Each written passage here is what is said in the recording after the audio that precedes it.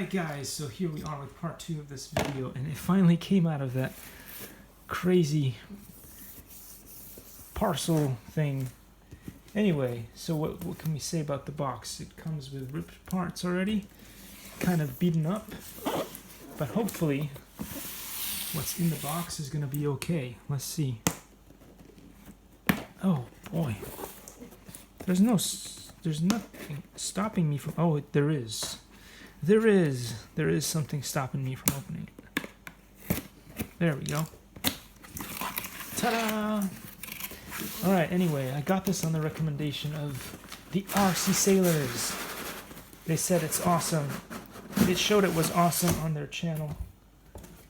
And I went and did the crazy thing and bought it off Banggood because I didn't know if it would ever arrive. But it did, so we're greeted with this instruction manual right here. See you in the next one.